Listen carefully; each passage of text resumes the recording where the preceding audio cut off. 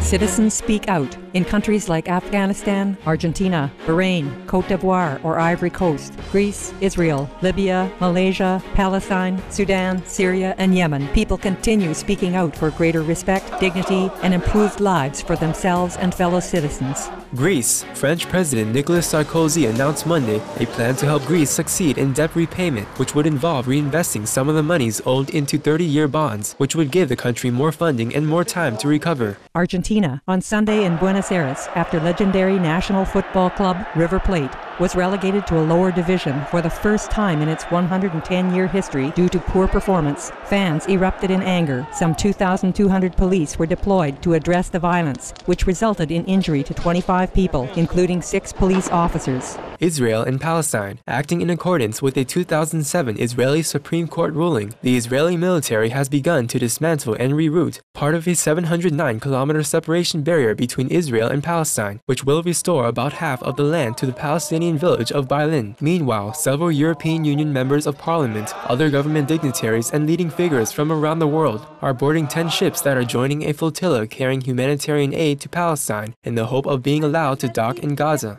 The Israeli government has announced that any journalists participating in this effort will face confiscation of their equipment and being prohibited from entering Israel for 10 years. Meanwhile, Hamas party leaders in Gaza have called upon the UN and other international law organizations to protect the flotilla from being intercepted. Malaysia. On Saturday, June 25th, Malaysian security forces arrested 60 activists in various towns and cities, some of whom were distributing leaflets in connection with a large rally scheduled for next month, where activists plan to call for more openness in the electoral process. Côte d'Ivoire. The nation's prosecutor charged 15 associates of former President Laurent Gbagbo, including 2 former ministers, of harming the state's sovereignty and authority, creating armed gangs and perpetrating economic crimes. Sudan. With no border agreements yet in place between Northern and South Sudan, Associated Press reported that 11 people were killed when an armed group aligned with the North attacked Turale, a southern town where nearly half of the 80,000 people who fled North Sudan's attack on Abyei have been seeking refuge.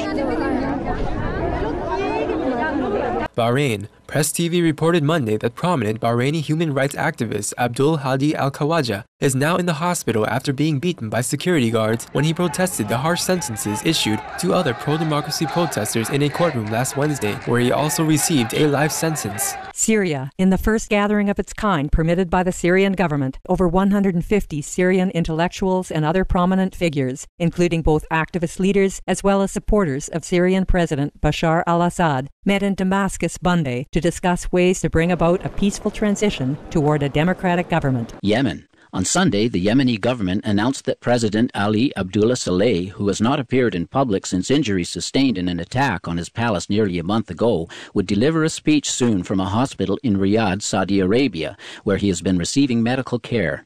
Meanwhile, President Saleh's son, Ahmed Saleh, an influential military commander, issued a statement Sunday affirming his support for acting head of state, Yemeni Vice President Abdu Rabu Mansour Hadi, and for the efforts between the Vice President and activists to resolve the country's crisis.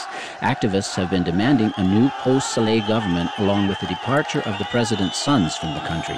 Libya. The International Criminal Court's judges at The Hague on Monday issued warrants for the arrest of Libyan leader Colonel Muammar Gaddafi, his son Saif al-Islam Gaddafi, and military intelligence chief Abdullah al-Senussi, in the first time that the court has acted while a conflict is ongoing. Court prosecutor Luis Moreno-Ocampo said there is evidence that Colonel Gaddafi and the other 2 committed the equivalent of murder in crimes against humanity that include attacks on unarmed Libyan protesters.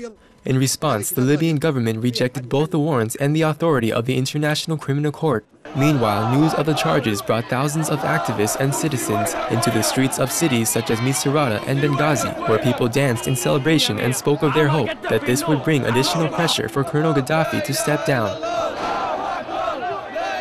In sorrowful prayers for the deceased and sympathies for the wounded and others still struggling, we pray for all such strife to cease so that people in every nation may choose lives of tranquility, dignity, and freedom.